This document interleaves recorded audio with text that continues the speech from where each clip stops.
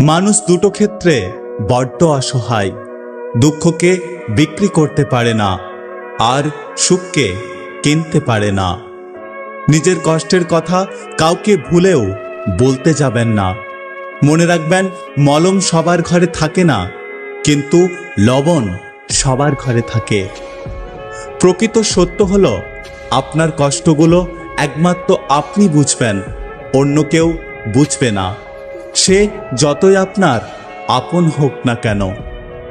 কেউ ব্যস্ত থাকার জন্য সবকিছু ভুলে যায়, আবার কেউ সবকিছু ভোলার জন্য নিজেকে ব্যস্ত করে নেয়। সব আঘাতের প্রতিশোধ নিতে নেই, কিছু আঘাতের বিচার হাসি মুখে ওপরওয়ালার হাতে ছেড়ে দিতে হয়।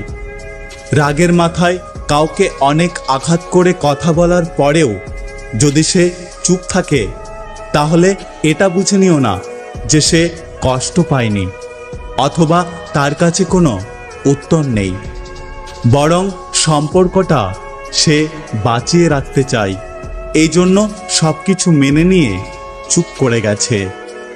কেউ চায় না কাউকে ভুলতে, কিন্তু সময় ভুলিয়ে দেয়।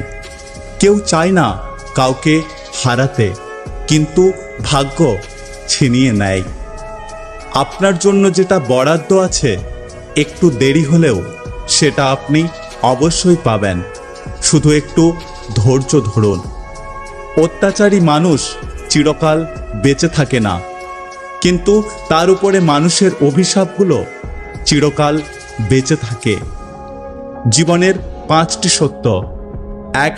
মায়ের চেয়ে বেশি কেউ ভালোবাসে না। 2. গরিবের কোনো বন্ধু হয় না। 3. সম্মান তারাই পায় যাদের টাকা আছে। 4. এখন মানুষ মন দেখে নয়, রূপ দেখে ভালোবাসে। যেই মানুষটিকে নিজের ভাবা হয়, সেই মানুষটি সবচেয়ে বেশি কষ্ট দেয়।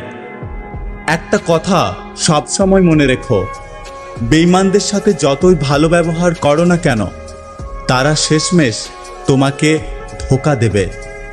আর তুমি যদি এদের কথা ভেবে মন খারাপ করো, তাহলে তুমি হচ্ছ পৃথিবীর সবচেয়ে বড় বোকা।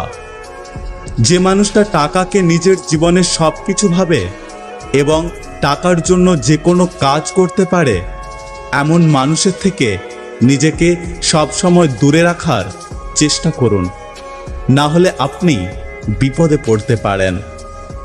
সারা জীবন টাকা টাকা করে কাটিয়ে দেবেন না। একদিন দেখবেন আপনার অনেক টাকা হয়েছে, কিন্তু সেই টাকাকে উপভোগ করার মতো পর্যাপ্ত জীবন আপনার কাছে নেই। যদি ভিডিওটি ভালো লাগে পাশে থাকবেন, আর হ্যাঁ, নিজের খেয়াল অবশ্যই রাখবেন। দেখা হচ্ছে পরের ভিডিওতে, ততক্ষণ সুস্থ থাকবেন। Take care.